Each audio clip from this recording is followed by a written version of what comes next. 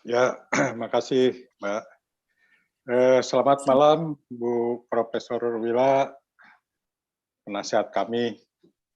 Selamat malam juga untuk Pak David ya Mak, udah lama kita tidak ketemu Pak David ya. Pak Angkus, apa kabar? Apa kabar? Baik. Mas sekali Kita tadi. ketemu terakhir kita di mana itu? Yang Mana di Manado ke ya? waktu kita ketemu lihat itu Komodo ya. Oh iya iya iya. Ya waktu itu di situ terakhir kita. Ya mudah-mudahan kita ketemu lagi di dalam jangka dekat. Juga Oke. selamat malam untuk Pak lupa ini yang dari Dukcapil Gunung Kidul. Saya hanya mau komentar gini, jadi masalah agama atau bukan agama itu kan sangat politis ya, jadi sangat kuat politisasinya, politiknya gitu kan. Karena seperti apa yang disampaikan Bu Wila tadi, ya Konghucu sebetulnya bukan agama kalau dari ditinjau dari sisi keilmuan. Buddha juga gitu kan. Dan dalam sejarah juga yang pertama pembentukan Departemen Agama itu waktu tahun 46, 3 Januari 46, yang masuk agama itu kan cuma Kristen sama Islam saja gitu. Kristen dalam arti termasuk di dalamnya Protestan dan Katolik gitu ya. Sedangkan Hindu dan Buddha itu berjuang panjang itu untuk mendapat pengakuan jadi agama itu kan. Kalau nggak salah tahun 64 Hindu baru diaku sebagai agama, masuk ke Departemen Agama, dan tahun 1967 baru Buddha masuk sebagai agama.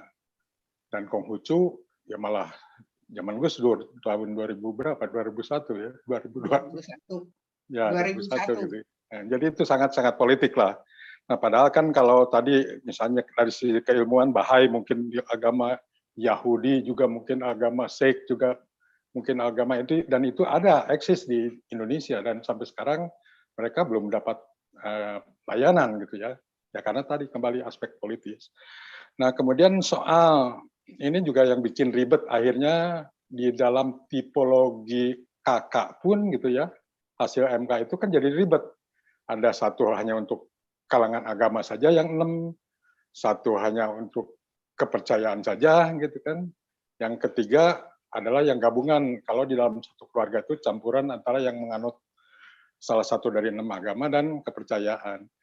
Nah, padahal kalau dilihat dari keputusan MK-nya sendiri sebetulnya tidak begitu.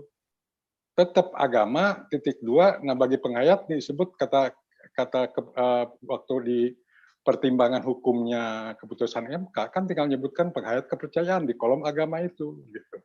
Jadi tidak perlu ada 3 tipe KK dan ada 2 tipe KTP gitu. Namun kita tahu dalam proses waktu mau implementasi keputusan MK ini kan Dirjen Dukcapil kan mengadakan berbagai pertemuan dengan tokoh-tokoh agama, dengan majelis-majelis agama, dan rupa-rupanya dari majelis-majelis agama itu ada yang tidak rela kalau ini disetarakan, kalau kepercayaan disetarakan dengan kaum agama. Dan kemudian akhirnya kan ya tetap masih ingin ada politik pembedaan antara yang agama dengan yang kepercayaan, sehingga muncul usulan ya sudah ditulis saja kepercayaan gitu.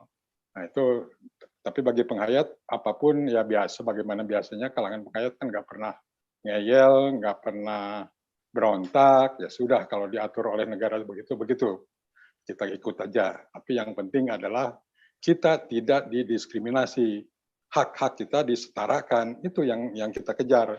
Termasuk dalam hal misalnya payung atau lembaga yang membina kepercayaan, mau di Dikbud, mau di agama, kita tidak persoalkan.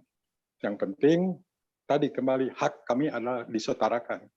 Karena ini adalah masalah keyakinan yang memang sama dengan yang dianut oleh kalangan agama juga gitu ya. Jadi ini keyakinan yang tidak bisa dipaksakan dan tidak bisa dibohongi. Jadi intinya ya ini saya sih nggak bentuk pertanyaan tapi hanya menjelaskan sejarahnya kenapa ada tipe kakak yang bermacam-macam gitu ya. Jadi mau tidak mau itu artinya di negara kita itu masih ada politik pembedaan gitu, walaupun memang ya di sisi lain berusaha disetarakan, tapi dalam praktek ya memang masih butuh perjuangan juga untuk tetap disetarakan. Karena toh misalnya di KTP sudah ada, ternyata untuk masuk polisi juga harus berjuang lagi, gitu kan. Akhirnya bisa, tapi untuk masuk TNI belum. Nah, kita berjuang terus sehingga baru Agustus ini dan menurut Menko Polhukam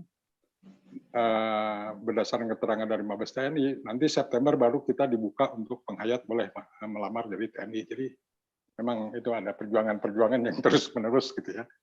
Pak David tahulah gitu gerakan apa yang diperjuangkan penghayat kan dalam rangka mengejar hak-haknya itu memang tidak mudah, dan kita juga menyadari tantangan yang dihadapi oleh Dirjen Dukcapil dari tantangan dari kaum majelis-majelis agama juga cukup kencang kan waktu kementerian mau menerapkan keputusan MK kan saya juga ikut beberapa kali pembahasannya kan, jadi tahu persis lah mana yang kencang, mana yang ngikut gitu ya, mana yang dukung, itu kita tahu persis gitu. Jadi itu aja hanya sebagai tambahan bagi pemirsa atau pendengar bahwa memang ini kami melihat komitmen Kemendagri dari dulu. Sebetulnya Kemendagri itu sangat komit untuk melayani penghayat sejak keluarnya Undang-Undang Keormasan. Itu sudah tahun 86 atau 84 ya, saya lupa, bahwa di Undang-Undang Keormasan itu disetarakan antara agama, kepercayaan, profesi, dan apalagi satu lagi itu ada empat ini, bahwa organisasi itu setara gitu. Dan selalu hak-hak penghayat itu berupaya selalu ingin melayani gitu, walaupun tantangan-tantangan ya tidak mudah gitu ya. Jadi kami menyadari apa yang dihadapi oleh Kemendagri dan apa komitmen dari Kemendagri. Itu saja dari saya, hanya tambahan informasi barangkali untuk nambah pemahaman. Terima kasih. Terima kasih Rahayu. Pak Anggus.